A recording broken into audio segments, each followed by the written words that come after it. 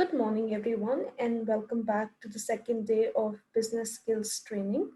Hope everyone present today is doing well. I'd like to welcome our presenter, Graham, back to today's meeting. Good morning, Graham, and welcome back. Good morning, Uh, Anisha. Good morning, everybody. Good morning, and you may start off with the session once you're ready. Okay, thank you. Well, welcome, everybody. It's fabulous to see so many of you, and I know there's people logging in all the time. But let's get started to do that. So I'm going to put my slides on the screen here. Just give me a moment to do this. Right, here we go. Now, you should all be able to see my slide. Business Skills Training Day 2 Marketing. And this is a really interesting subject. And I appreciate many of you may not be in marketing or may not be looking to move into marketing. But trust me, it's really important to understand the principles of marketing, whether you are in production, operations, logistic, accounting, and finance, because in many ways it shapes every organization. And there's also something called internal marketing, where you might want to market your services of your department inside the organization. But before I start talking about organizations and marketing and all those things, I'd like to recap and do the recall quiz from yesterday. Yesterday, I was presenting on project management. And at the end of the slide set, you would have found some questions. So I'd just like to review the answers for those and give you the right answers. And you can score your ability on that one. So this is a recall quiz. We do this at the end of each day. So let's have a look here. The first question was, can a project be defined as? And the right answer here is it's a large task with a set of milestones and objectives. It may be complex, it may be simple, but it's certainly got a clear objective and a time scale. The second question is, what is the responsibilities of a project manager?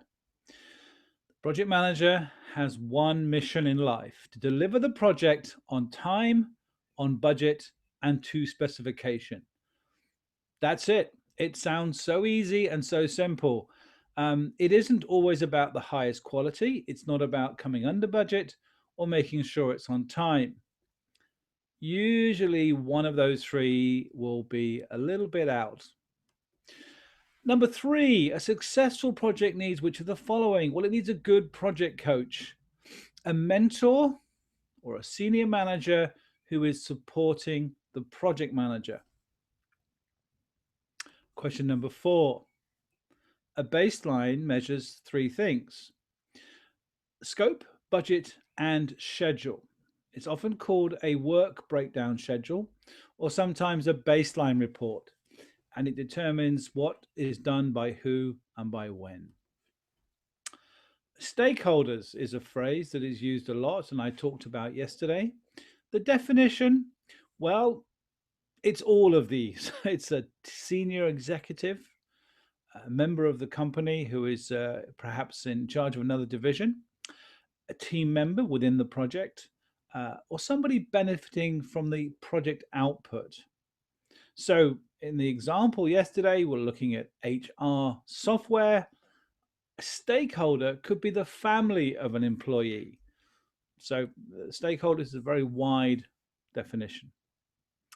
When you're looking at time management, there are only two major considerations: urgency, and the right answer here is A, importance.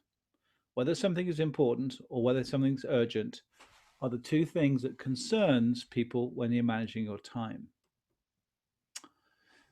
In most situations today, project teams respond or fall into the matrix. So the right answer here is A, matrix. This is where you have joint managers, joint teams, and people will work on different teams and different managers in a matrix format. This is not new, it's been going on for many years, but it is the common structure for a project team. Two qualities. There are many qualities in my short list. I was looking for communication skills and technical competence. These were the ones that I think are absolutely essential to have or develop if you're going to be successful in project management. Number 9, project cost management is the most important. Well, that's false. In my opinion, now I know there are some projects where cost is everything, but trust me, very often, if you need to get something to a particular quality or service, it is probably flexible on price or schedule. Everyone will tell you the cost is the most important, but it's not always. Number 10, project risk management is done by, well, the answer here I think is B, having contingencies for likely problems, anticipating things that might go wrong and being ready with a plan B. This is the answer here. Aim for success and plan for failure. As I once saw a poster on somebody's wall. Aim for success and plan for failure. Things might go wrong. You can't always eliminate every wrong, but you can be ready for it. So that's the right answer for that one. So I hope you got some of those right. Indeed, I do. Let's move on to today. We're talking about marketing. We've got 4 really interesting sessions. We're going to cover a lot of information today. I'm going to take a pause in about an hour, and I will ask Anisha to read out a few questions that you have asked over the chat or the Q&A session, and I will do the same at the end of session 2. In between, in about an hour and 50 minutes, about an hour and 15 minutes, we will take a 30-minute break, as you know. So the Q&A today I will do just before the first break and just towards the end of the session. So please, as I'm talking and presenting, if you have questions in your mind, please type them in and send them over. I'm always interested to hear what questions you might have. The 4 sessions today look at, first of all, the base principles, something we call the 4 Ps of the marketing mix, how we listen to the voice of the customer, and then personal skills for the marketeer or the marketing person. This is the 4 sessions. So let's get started. The key principles of marketing. As I said, whatever your job role is, if you understand the principles of marketing, you will know why your organization does what it does and why it spends so much money on what it does. You might also understand more about why you buy what you buy and why companies do some of the promotional offers and so on. So the role of marketing, the marketing concepts, some definitions, what we call micro and macro marketing techniques, the 4 stages of marketing, the 4 Ps, and then some of the barriers and problems we encounter. So let's get started. Now, before I start, I'd like to just give you a thought, right? If you had a choice and someone was buying you a car, which would you buy, a Nissan or a Toyota? Or maybe they're going to give you rather more money. Would you want a Mercedes or a BMW? Or maybe they're going to give you even more money. Would you want a Porsche or a Lamborghini or a Ferrari? Now, there's a nice problem to have. The difference between a Toyota and a Nissan is marketing. If you took the labels off and went out in a test drive, you would struggle to tell one car from another. Now, maybe you're a car expert, so you would notice, but most people, it's a car. The mechanics, the materials are much the same. Why somebody turns left to a Toyota garage and right for a Nissan garage is marketing. This is the psychology of why businesses and consumers make choices that they do. Here's another example. Here's a pen, right? There's a pen. There it is. It's a very good pen. It's a uniball pen. It's a very common pen in business. It probably costs about $2. Now here's a pen. It's a very nice pen. It's a Swiss pen. It probably costs around $300 or $400. What's the difference? The difference is marketing, right? They both have their needs, they both have their uses, and they both have their markets. Okay, so let's look at some of this in more detail so you understand what marketing is really all about. So the marketing functions you can see on the slide here. This is not an exclusive list, but they're just a few. Selling is part of marketing, but then so is distribution in terms of warehousing and storing, standardization and grading. The financing of marketing is very important, even just financing promotional advertising and stock. Risk taking, well, everything in marketing is a speculation. Nobody knows for sure if things are going to be successful. Market information and market research is one of the most important functions of a marketing department or a marketing company. And then finally, buying. And people don't often consider this in marketing, but marketing departments and marketeers are huge users of very expensive services: advertising, printing, events, transport. I was working with a company, a vehicle manufacturer, can't tell you which one, a European company. And when they launch a new car, the budget is huge. They hire venues, they fly journalists out to exotic locations, they put them up in hotels, they spend a mini fortune on marketing and advertising and TV adverts and so on. So they are a big purchasing team. So even if you're in procurement and you think marketing has nothing to do with you, you could find yourself becoming a very good marketing procurement person. And there's some great careers in marketing, by the way. So the role of marketing, here are some more ideas on the screen here.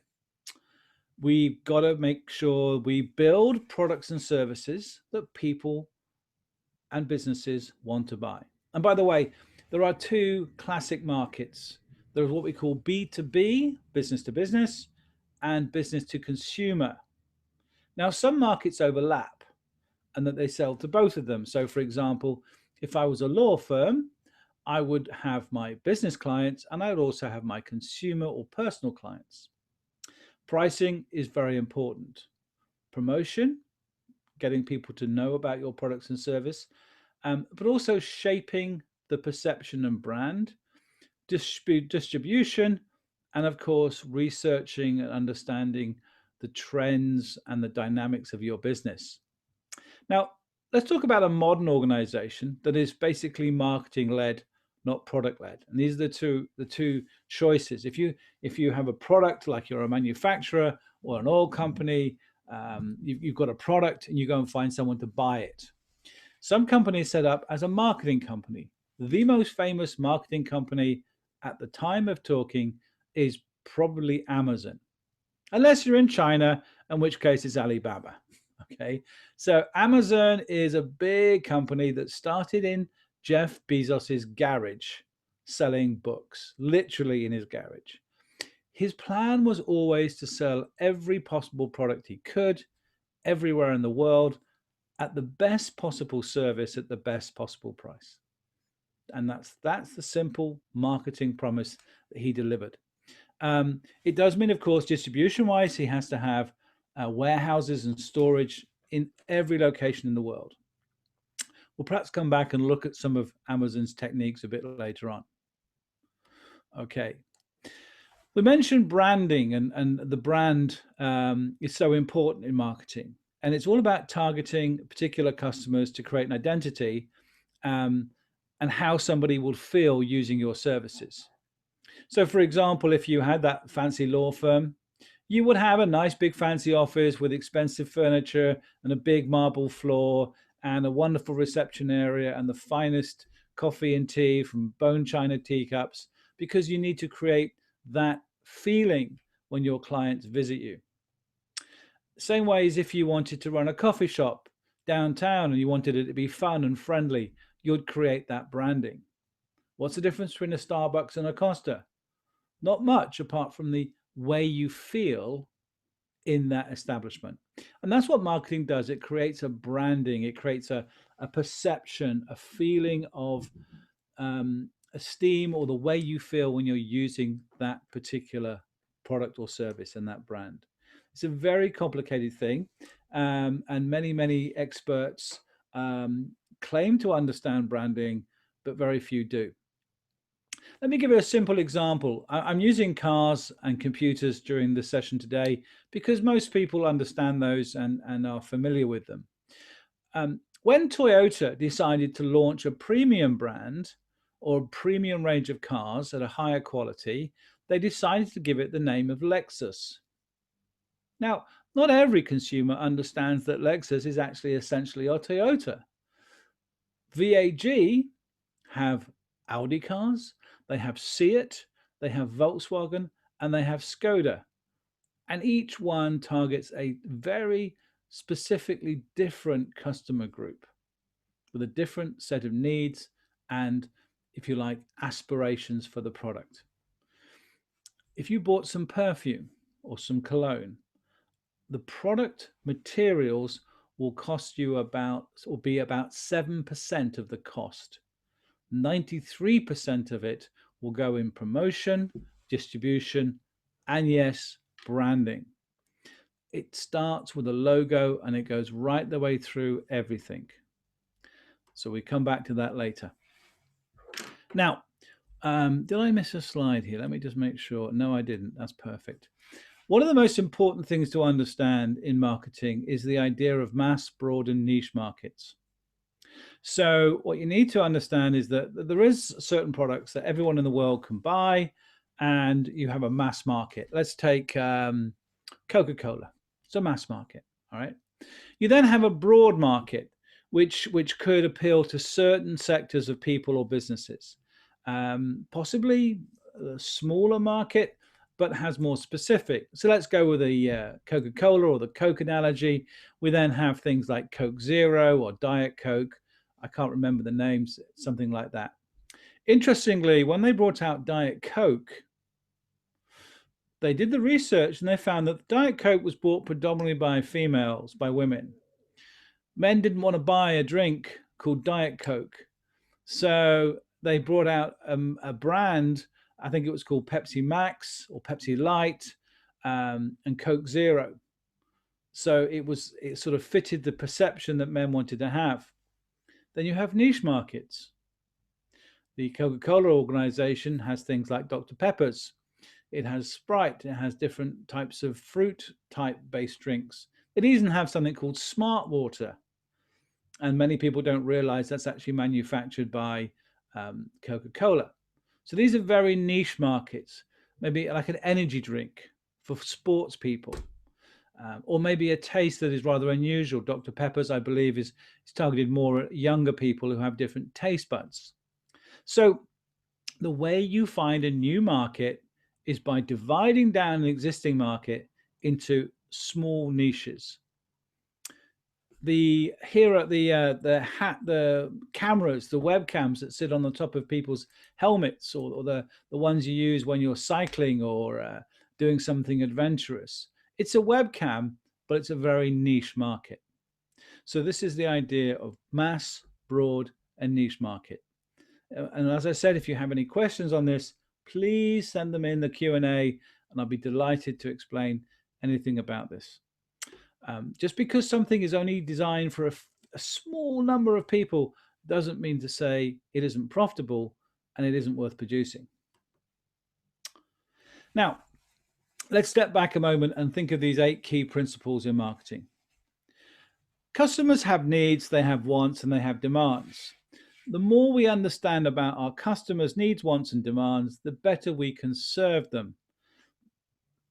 We then have our products and service. Today, we should shape our product and service based around what customers like, want, and demand. Let's take something simple like opening hours. We open our artisan coffee shop that sells delicious coffee and handmade cakes. We know that people like that. We know that they need somewhere to go with their friends and they want good quality food and drink. But maybe working from 9 till 6 is not good enough. People keep coming in and trying the door at 8 o'clock when we're trying to set things up. So we decide to open at 8 o'clock. A few weeks later, People are coming past and trying the door at 7 o'clock. So you've always got to listen to the customer and base your product or service around that. Let's imagine the banana cake sells really well, but nobody really likes the millionaire shortbread. So we stop selling millionaire shortbread and we sell three flavors or three types of banana cake. So it's all the time focusing on what clients want, need, and demand. And if we're getting more sophisticated here, it's what our competitors are not providing too. We then have to look at the facilities of how we get it out into the world, the cost and satisfaction of this. The exchange, by the way, is the exchange of value. Are people prepared? Are people prepared to pay what we're charging for it? All right. And this is a niche market. So go back to my pen. There are fewer people that will spend $500 on a pen, but there are some. And those people will be very satisfied and very pleased with their purchase. In the same way, the people that pay $5 for a pen. Okay. Now, relationships and network, this really refers to maybe the distribution network that you might use. And it's much easier to use an independent branch of networks, whether they're retailers or wholesalers, than setting one up yourself. There are some exceptions to this. Companies like Sony, Apple, O2, the mobile phone companies, Verizon, and people will set up their own stores and distribution networks for two reasons. One is profitability. They don't want to give away a 40%, 50% margin to a retailer, but also they want to maintain brand control. You see, if we go into a Sony store or an Apple store, our experience is based around how well we're served. And if that isn't very good, it can damage our loyalty to the brand, because part of the brand is our experience of buying and having it serviced and supported. So this is the big picture, if you like. These are the core concepts. And each one of these is a whole science in itself. Now, in terms of trying to find a definition, I go back to my very, very long time ago days of when I was doing my degree in marketing. Now, I suspect many of you watching this and listening to this are probably under 30.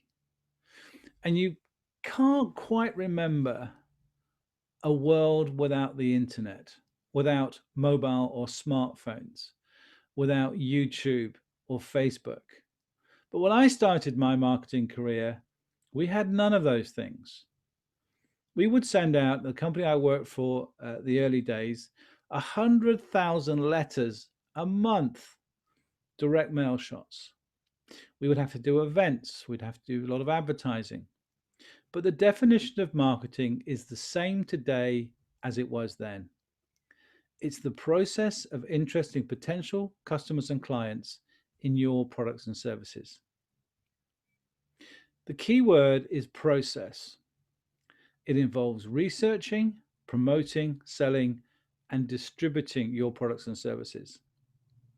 Now, clearly, the internet and online purchasing and online marketing have changed things a lot. One of the things I would now add to this process is the returns process. If we will continue to buy from an online retailer, it's because they have a very fair, shall we say, or very generous returns policy. If something isn't right, we can return it free of charge, no questions asked. And this is one of the choices that we like. And this is, as consumers, what we've grown to accept. Amazon, I'm not sure if they started it, but they certainly have that promise. So this is a definition of marketing.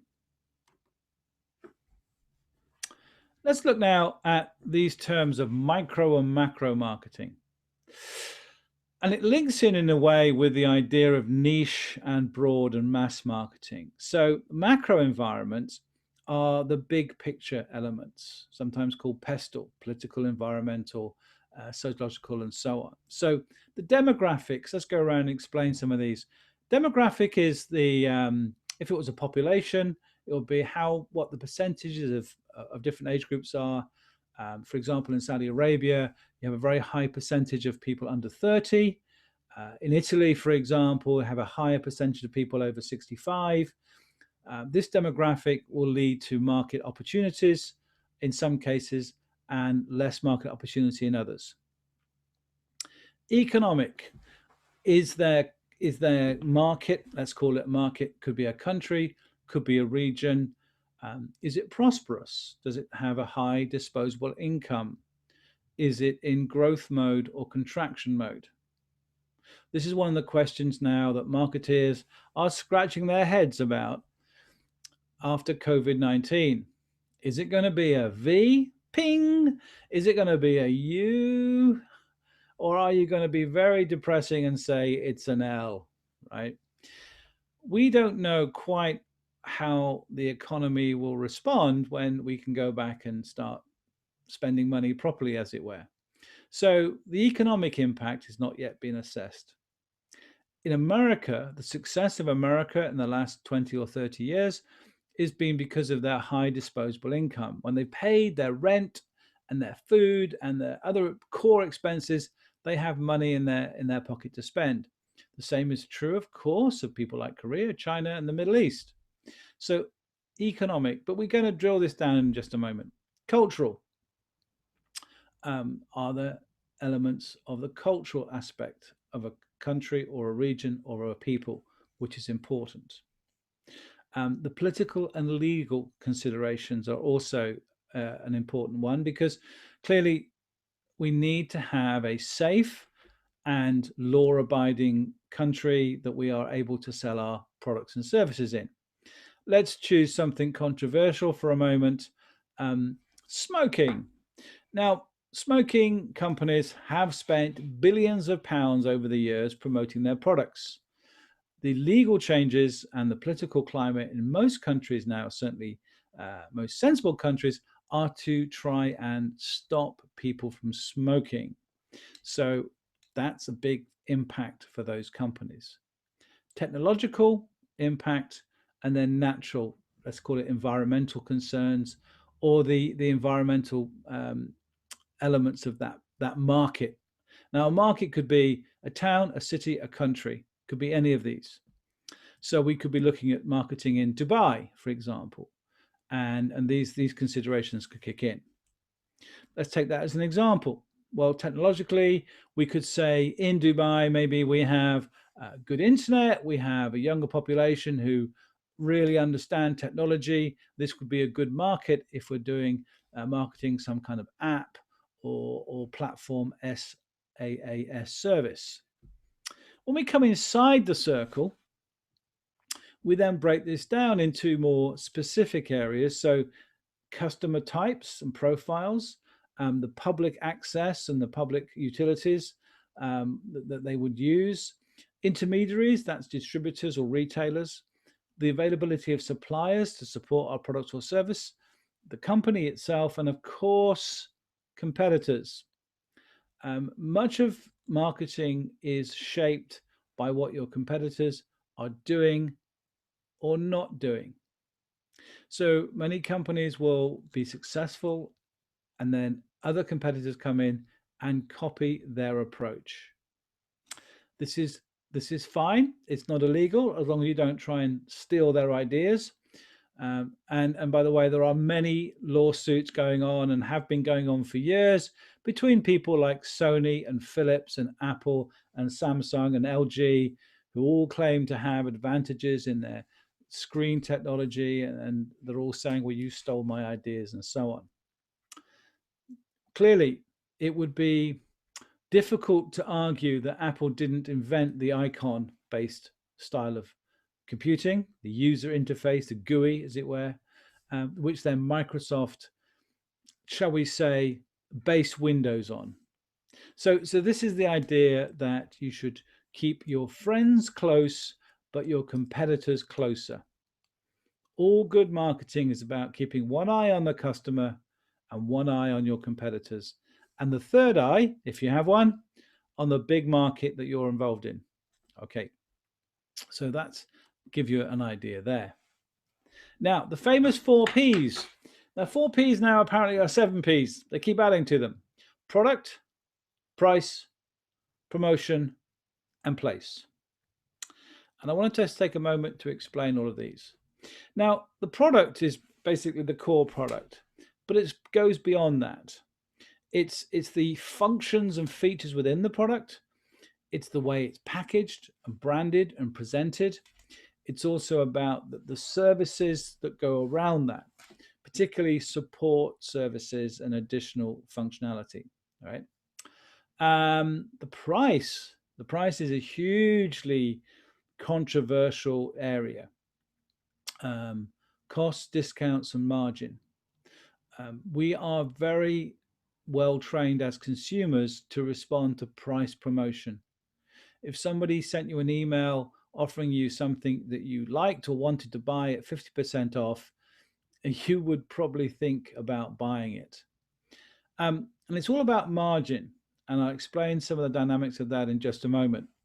Now, promotional activity is what most people think of when they think of marketing. Well, it's the advertising, it's the sales process, it's the publicity, it's the television, it's the online pop-up banner adverts. And there's many things we don't even see as promotional items. For example, I'm not sure if you're aware of this, but when um, a company brings out a film or a Netflix series comes out or a book or an event of some kind, it's not uncommon for those companies to hire thousands of people and pay them to write reviews online. Not in an advert, not in a banner, but in their normal profile. And people will get paid a lot of money to be influencers on Instagram and those kind of YouTube channels, and they will be given products and paid to review them and promote them. And this is now a whole new channel. But it doesn't look like promotion. It just looks like somebody using a product or talking about a film they went to see or a book they've read or an app they've used. Okay, so this is a new form of promotion. And then we have place. This can make a massive difference to the success and the profitability of a business. Distribution, how you, as they would say, get the goods out of the woods, and all the logistics and the channel. So let's go back in reverse order now. Place. Now, I'm not a logistics expert, but I can sit in my home on a Sunday evening and I can order a few things off Amazon, which will arrive the next morning. And I have no idea how they do that. I can order things from China or Korea or America or the Middle East, and they'll arrive a few days later. It's extraordinary. Do they do it directly? Do they have warehouses? I have no idea, but I do know it's a miracle. It's a miracle. If I work in London or New York, and but probably even other big cities as well, is that certain products can be delivered within an hour of ordering within Amazon, if those big cities. So the distribution and the logistics is part of your product or service. Absolutely essential. Can I buy what I want to buy when I want to buy it? This is really, really important. Do you go direct, develop your own network? Do you use a third party? Do you franchise it? All these things. Car manufacturers are interesting. We mentioned Toyota and Nissan. They will have a dealer network. Dealer network is a franchise of independent businesses. They could sell direct if they wanted to. I suspect they will. I think that's one of the big changes we'll see in motor vehicles, probably as a result of coronavirus. My prediction in the next 2 or 3 years, you'll be able to buy a car directly from Nissan, Toyota, Mercedes, whoever. They may own the dealerships or they may own their own factory shops. Promotion, as we mentioned, is very, very important. It starts with the packaging, it goes into the price, the two come together. Now, let's talk about pricing for a moment, because promotion we're going to cover a little bit later. Do people buy the most expensive? Do people buy the cheapest? Well, people buy the most highest value. They buy the most advantageous price. But there's very strange psychology. They did a study where they gave people certain products to assess. and they told them the price of the products. This one costs $100, this one costs $200, this one costs $50. And they asked people to say which one they liked the best. Now, more people liked the more expensive one, the $200 one. People said, yeah, they were great, the quality was wonderful, it was super, etc., etc. Then they gave them to them where they didn't know what the price was and asked the group the same question. Where they didn't know the price, there was no difference in choices. People only chose the most expensive one as better because it was the most expensive. So this is a kind of interesting psychology. We love a discount, we love a deal, and we're often fooled by things like only $9.99. That's not £10 then, is it? It's not 10, it's only $9.99. Sale must end Friday, 50% off. You see this on Amazon all the time. Retail price $150, Amazon price $120. Those prices are probably just made up. Now, the margin in many products is on the add-ons and in the long-term value of the customer. So it's what you spend in addition to the main product. And then finally, the product itself is an aspect of your perception of that product. It's about the brand extension, as they call it, into the marketplace, how it's packaged, and what you think of it and what it does. Now, people pay more for higher quality. That's definitely the case. So if you went in and you wanted to buy, let's say, a 70-inch 4K UHD television, you would want a good quality television, and you would probably want to buy from a known brand. People are often brand loyal, by the way. If you'd always bought Sony, you would probably look at Sony's first, and there's a very good chance you would still buy a Sony. But within that, you would also want it to be able to be supported, delivered. You'd want it to be repaired if it went wrong. You wouldn't want to drive 200 miles to collect it. You'd want it from either to be delivered or from your local store, and you would want it at a competitive price. Now, the big challenge and opportunity of the internet is it makes everything visible. In the days before the internet, I wouldn't know if I had the right price. I'd have to phone around, I'd have to visit stores, I'd have to look in the newspaper. But today, within a few minutes, I can check every price in the world if I wanted to. And if it's cheaper to buy it from Germany and have it shipped, then I can find that out too. These four, by the way, this is the marketing mix, stay the same. The execution is different because of the way we live today, though. That's the thing. Now, we have certain barriers in the marketing process. Let's go through a few of these, touch on some of these. This could almost be a whole course in itself, if you like. Well, beliefs are a big problem. This is a thing, an area now known as unconscious bias. Let's imagine here's an example. My father, many years ago, bought a Ford. Ford was a very popular make in the 60s and the 70s. And it went wrong a lot. He was not happy about his Ford. And he had a joke that the FORD stood for fix or repair daily. Now, he sold that car and he never bought another Ford in his life.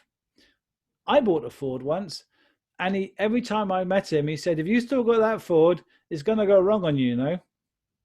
So the belief about a product or service is very difficult to change sometimes, but once you've got it, it's a very key thing to keep, product loyalty. But if you want to change people's buying patterns or habits, it can be a big problem. Terminology. The jargon you use in an industry is a barrier to product acceptance. The organizational structure can also limit your ability to market. Elitism. Let me give you a practical example of those two. Nokia was a logging company who went into mobile phones when that particular industry changed. They structured themselves around a particular style of business, and they believed they were market leaders, and nobody could build a mobile phone better than they could. And they were right until Apple came out with the iPhone. They thought that nobody would buy a phone without a keypad, that you couldn't drop without it breaking. Their elitist view, their arrogance, led to their downfall. Now, the next two, the importance of the task and the adequacy of the budget. If you are going to, let's say, set up a business, if you're going to start a business, the two barriers are thinking it's going to be easy and not having enough money in your pockets. Marketing is a hugely expensive business, and the task of marketing is massive. If you're not sure about this, just do some research and read about Tesla cars. Tesla cars face huge challenges in marketing a vehicle to be a mass market car from a standing start. The money that company is burning is huge. Then there's Tesla, there's Uber, there's Amazon. 17 quarters in a row, Amazon lost money. And I don't mean a few dollars, I'm talking millions of dollars. But Jeff Bezos and his team never lost faith. And it wasn't necessarily in fancy headquarters. That money was being burnt through for marketing purposes. Management skill and the integration dimension. So this is where we integrate marketing into the soul of the business so that everybody understands the market, the customer focus, and everything else. And the manager's skill in being able to integrate with marketing. Here's an example. I do know some retail organizations, when somebody joins in head office, they have to spend 2 weeks a year working in the stores, even if they're just working in production or logistics or accounting, because they need to understand what the company is all about in terms of its customer base and its marketing. Now, digital marketing. Now, this will never catch on. This will never catch on. Oh, marketing online. Goodness me, where do you start? We are now slaves to our smartphones and to the internet. I love to think about what we'll be using in 10 years' time. In 10 years' time, we'll look back and think, hey, do you remember Facebook? Do you remember Instagram? Gosh, we stopped using those years ago. Now, digital marketing is hugely successful and hugely sophisticated. We have endless amounts of information thrown at us on the internet. Review sites, for one, banner advertising, this whole positioning. Let me give you an example of when I was working as a consultant with a large manufacturer of cars. And I was doing some work with a marketing team. And they showed me, this is only 2 years ago now, and it's probably out of date even now. They launched a television advertising campaign that played a certain music soundtrack, ding, ding, ding, ding. And if they had their phone on Wi-Fi or online on the internet, the phone, which by the way is always listening, would hear the music, and then next time they logged into their email or their Facebook, would display adverts and a video of that advertising commercial. So the trigger for the advert on the phone was the phone hearing the music from the television. So the degree to which we can actually target individual customers is extraordinary. Okay, I've even been told, I don't know if this is true, that the phone will hear you say certain words. So if you were talking about going on holiday to, I don't know, Florida or Turkey, when you log into your phone later that day, one of the adverts that will pop up will be about Turkey. So you will probably need to find a specialist to try and decode all of this, but basically it breaks down into 3 areas. One is pay-per-click through something like Google or Facebook or LinkedIn advertising. There's another area of smartphone advertising, which is once again is linked into this display and push notification. And the third one is down to more passive digital marketing, which is about websites and review sites and all those things. So a huge area of marketing, which we haven't even finished yet. Now, I mentioned the 7 Ps, and we're not going to go into too many of these, but there's the 4 Ps you can see: product, promotion, price, and place. The people, the process, and the physical evidence. These 3 combine, and let's call it customer service. And that's a session we have coming for you later in the week. But this can be hugely influential. Let's take a very simple example we all buy every year, I suspect, which is insurance. Car, travel, house, product insurance. Well, the product itself, does it cover what I need it to cover? What is the price? Is it competitive? Is it more or less expensive than similar competitors?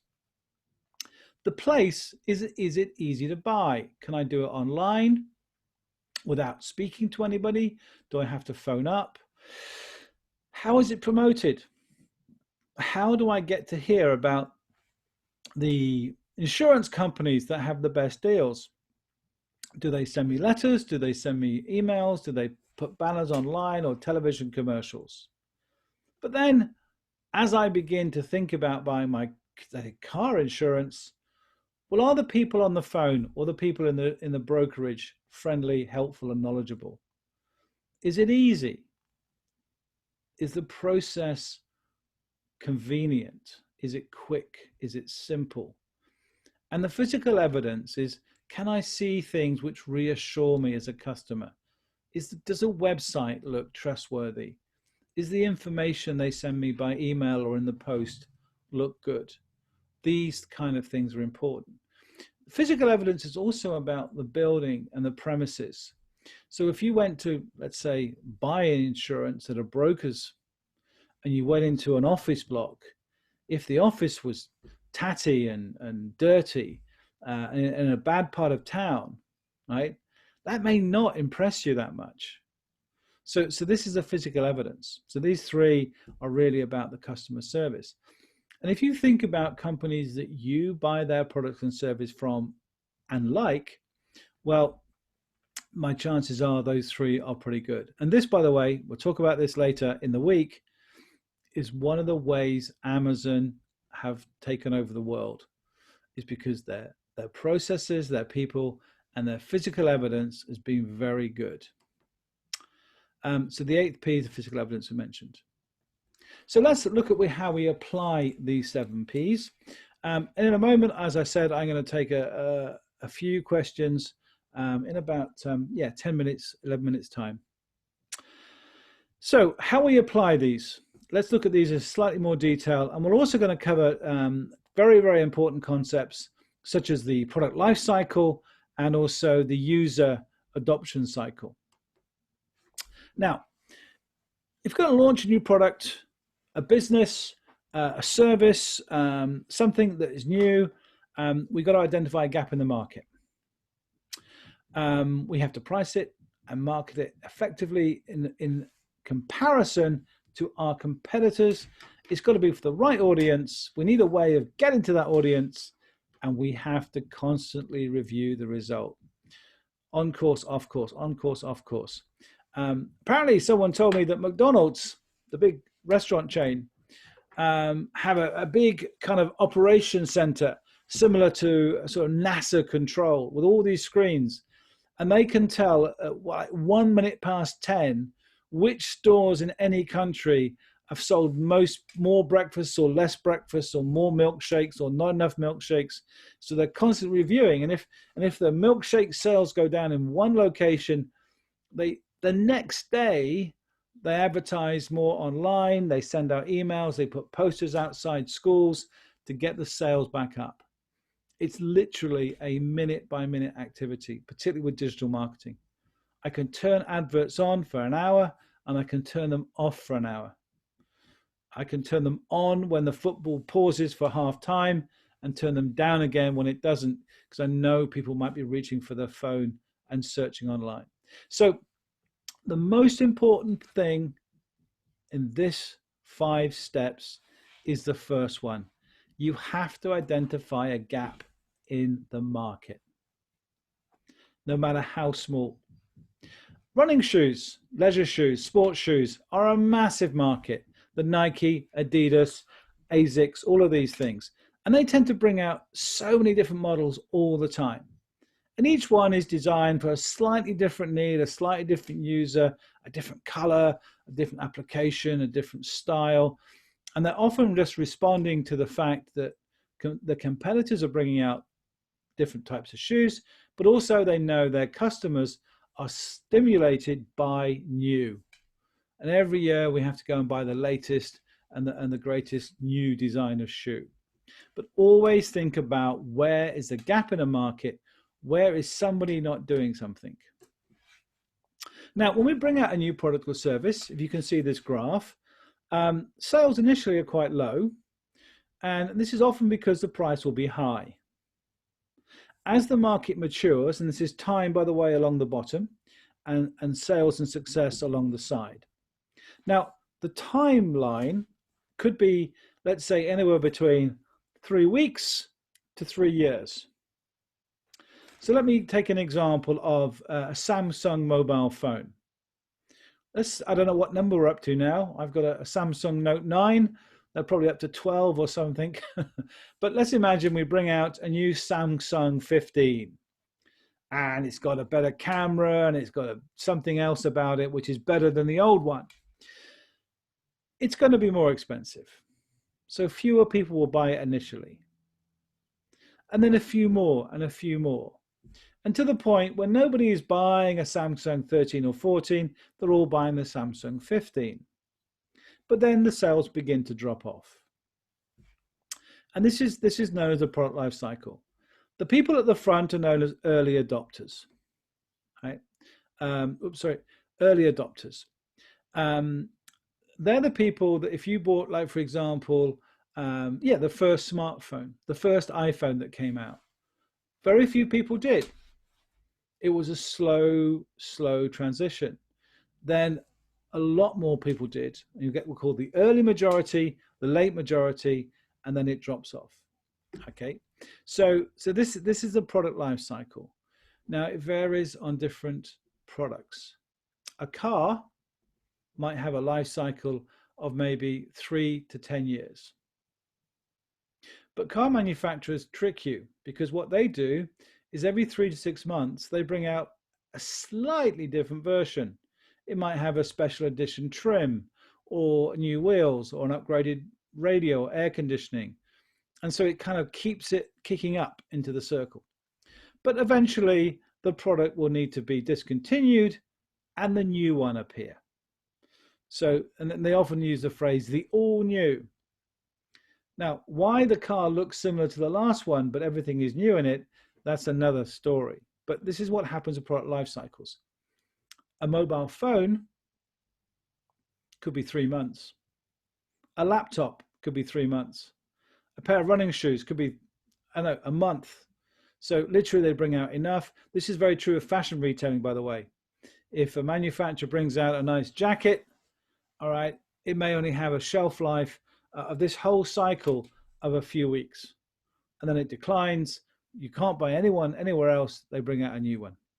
So the product life cycle is very important. The minute you bring out a product, you are planning for its replacement.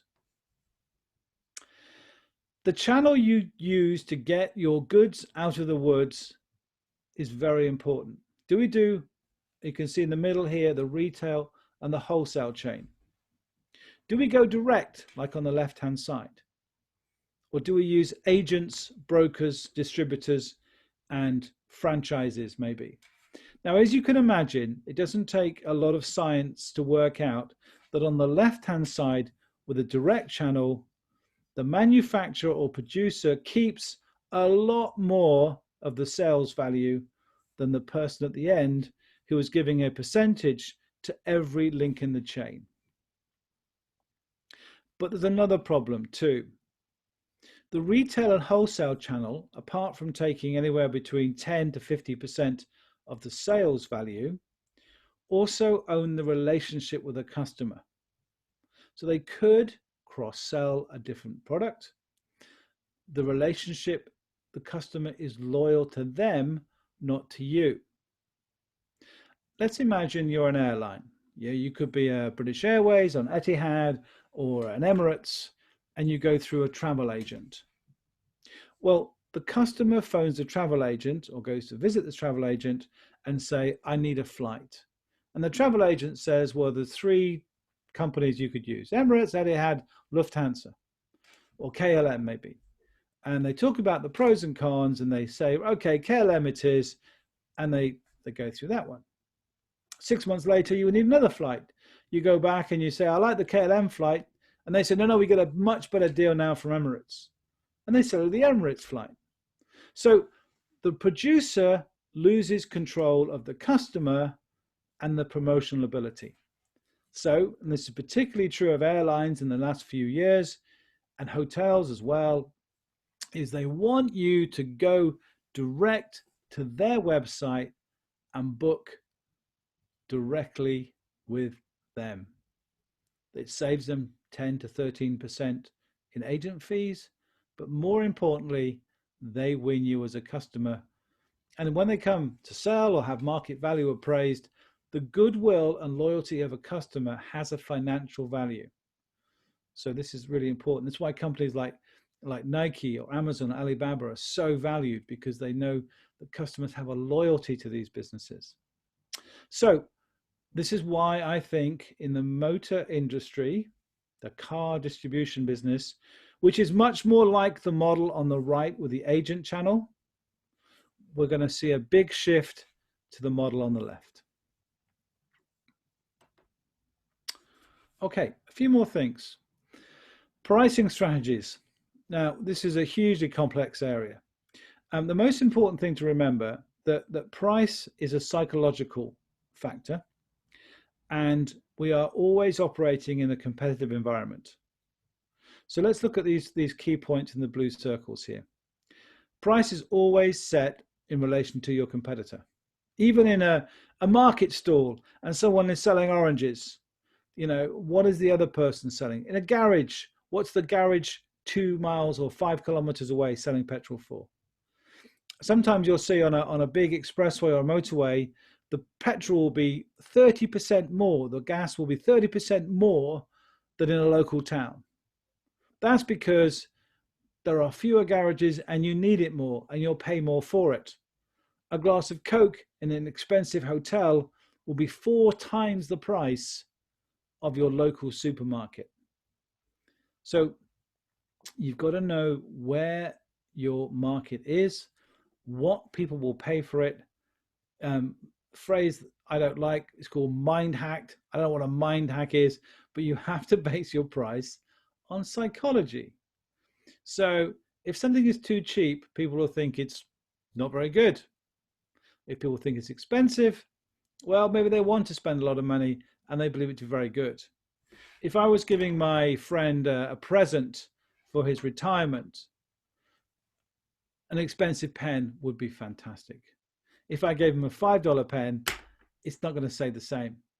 So you also have to have a price which is dynamic and adjustable. What was interesting to me is when the COVID-19 began to come into effect in terms of us not going to work in an office, and everyone began to communicate like this, the price of webcams, the price of separate microphones on Amazon and in shops tripled. The price of home exercise equipment tripled because of supply and demand.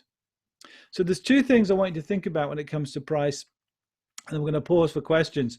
One is, don't base your price on the cost of the product. That is not the way we price today. We charge the customer the highest price we believe the market can bear, and the highest price we believe the customer will pay for a certain volume. And we are always using a flexible pricing model. Here's my example. If you got on that plane, particularly with what we call the budget airlines, but this is true of any airline, everybody on that plane, all 200 or 600 passengers, would have paid a different price for exactly the same seat. A different price for the same seat. And that's true in hotel rooms. Now, of course, if you go into your supermarket, well, we all pay the same price for our sugar and our biscuits and our carrots, don't we? Well, yes and no. Sometimes they have these loyalty cards, but they will be changing this so that they'll have dynamic pricing.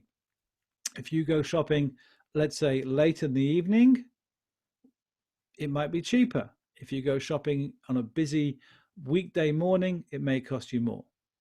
So dynamic pricing, customer-based pricing is one of the key strategies we use today. So I'm going to pause there for me. Anisha, are you there? Yes, Graham, I'm here. Okay.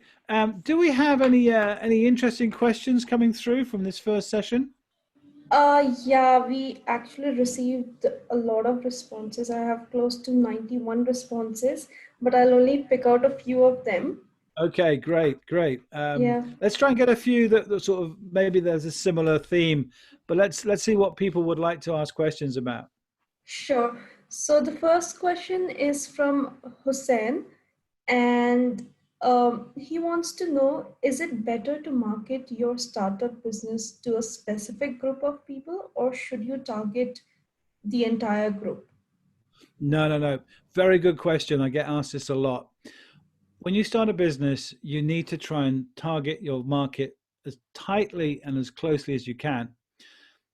For example, if you were going to set up an HR consultancy service, recruitment and employee programs. Now, every business on the planet, every business in your town could benefit from that. But then let's target, let's say legal and professional services firms. We know they have high paying employees.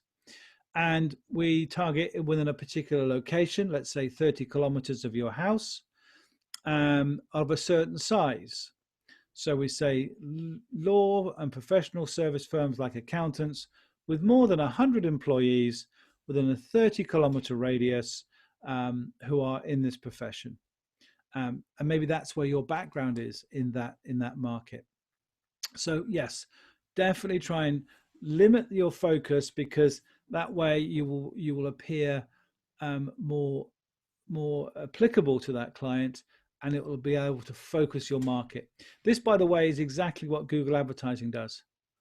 I could put my advert on everyone's page in a particular area, but I don't. I target it down to a very specific set of people who are more likely to be interested in what I have. Good question. I like that. Thank you. Thank you for answering that, Graham. So next one is from Hamza Al-Maskeen, Yep. and he wants to know, how do you outperform your competitors in digital marketing when you're advertising on the same platform and to the same people? Okay. Yeah, you are fighting for attention. You're fighting for action. In the next section, I explain a bit about that. One of the most important things about advertising, particularly online still, is repetition, novelty, and impact.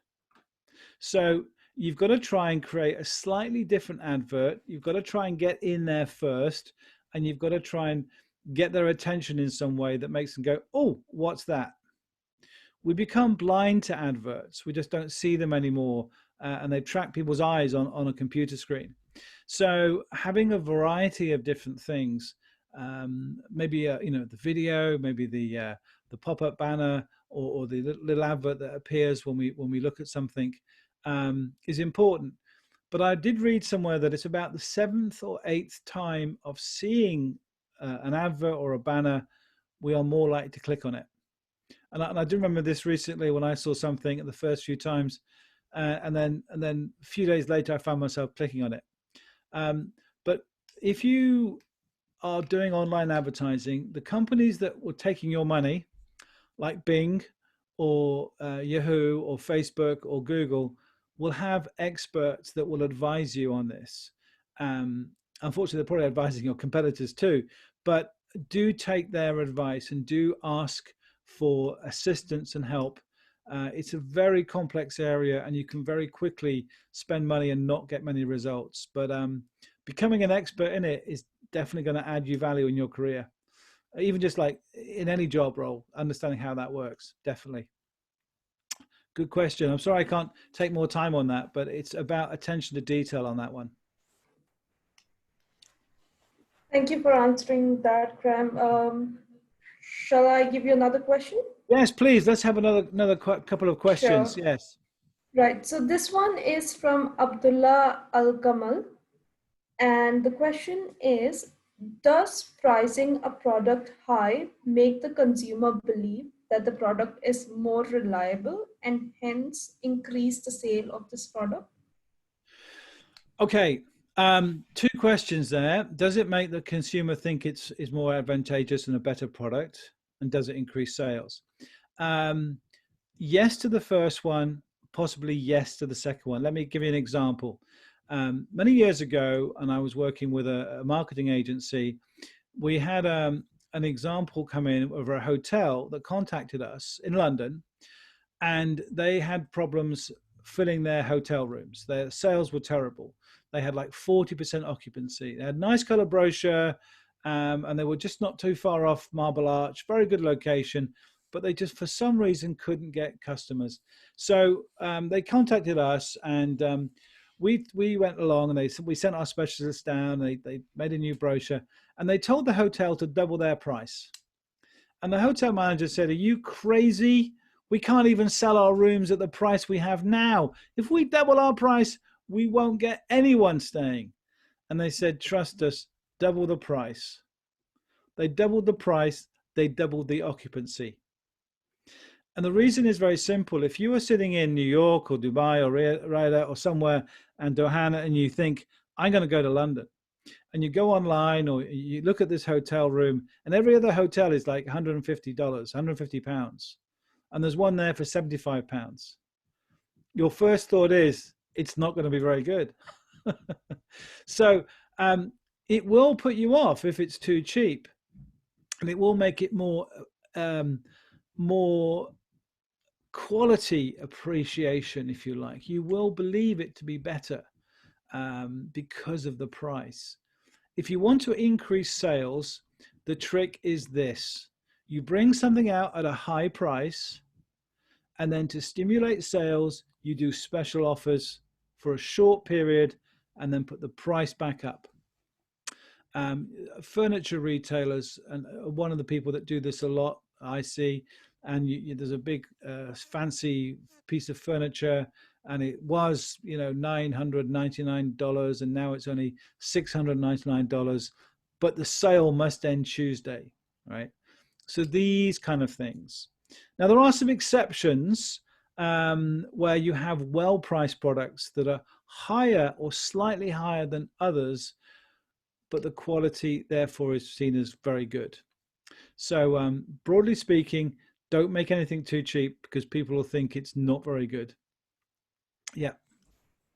Thank you Yeah. for answering that. I can't agree any less on this. Yeah. Okay. So moving on to the next question, and there were multiple people who asked you to elaborate on mass, broad, and niche market. Okay. Very, very good example. All right. So let's take something that we're all familiar with. Let's take maybe a car. So the best-selling car in the UK might be a Ford Fiesta or a Toyota Yaris or something like that. And it's a mass market car. It's ideal for families and for most people. Then you want something that's maybe a little bit more specialist.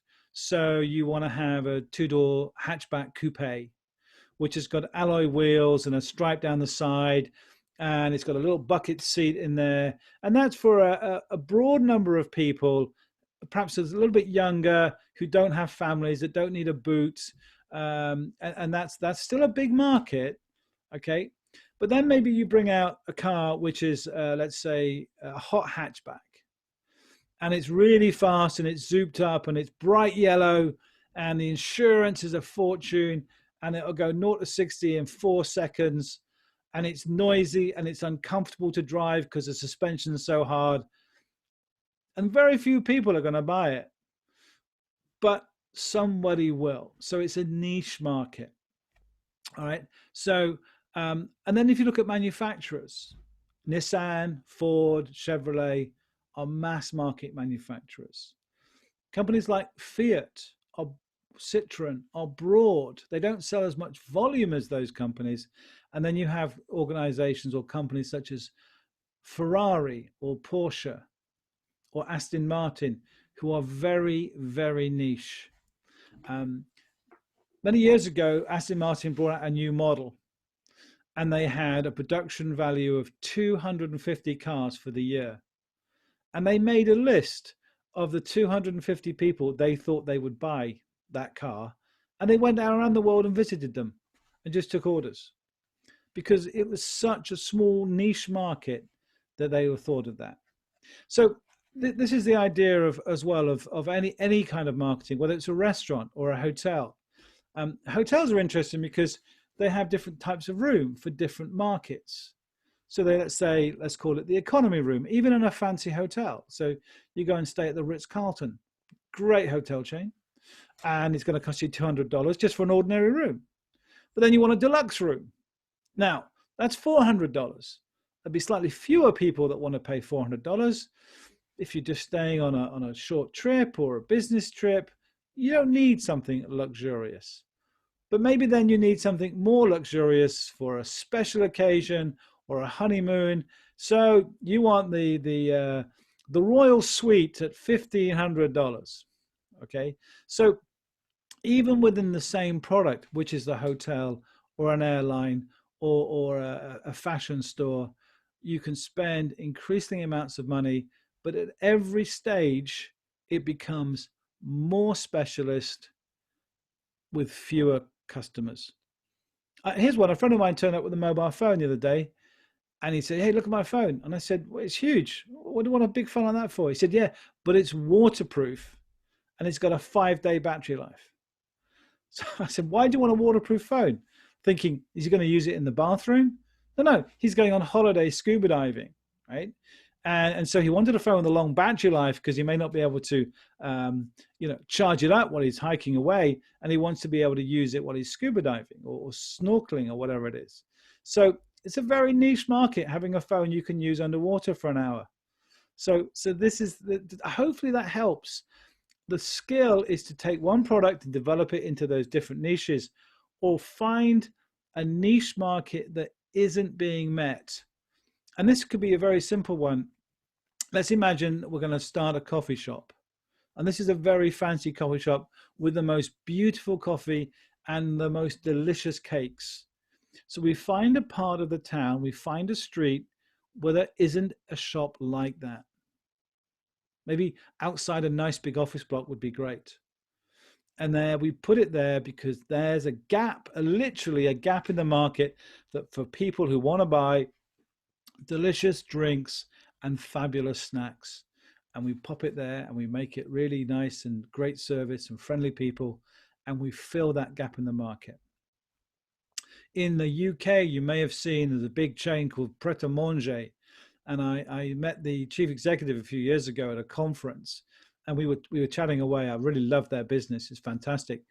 And he said when he started the business in the 1970s, he wanted to combine French quality of food with American style service, because in the UK in the 70s, takeaway food was not good. It was greasy and it was tasteless, and it was, it depended on what shop you went to. So he wanted every shop to offer the same quality and standard: French quality food, American quality service. And now that was a niche market then, very, very small market. Today, it's a mass market. So that's my last thought, and we're going to go for a break now, is a good marketeer spots niche markets before they become a broad or a mass market. And that's where the prize is. Like Apple iPhone, the Apple iMac, the MacBook It was a niche market product. They had less than 10% of the market. They still only have 30, 40% of the market, but their business is so good. Their price margin is so high. Their cash, they're the most, I think they have $1 trillion in cash in their business. They're the most profitable company on their planet of their kind because of their margin and their quality. And if you ask them for a discount, Apple just turn around and go, what? A discount? It's an Apple. You don't get a discount on an Apple. So there you go. So niche, broader mass markets. Think about what you buy. Are you buying the same as everybody else? Are you buying the same as a smaller number of people? Or are you buying something which is really, really, really, really quite unique? Okay.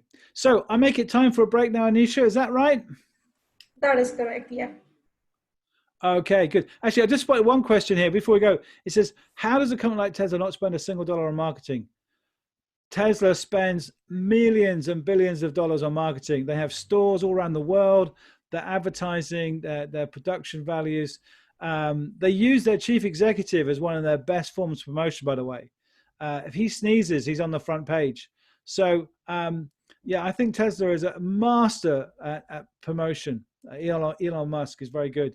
On that last point, nothing sells itself. But let's take a break. 30 minutes and we come back. We'll look in more detail at the marketing mix. Okay, see you in a short while.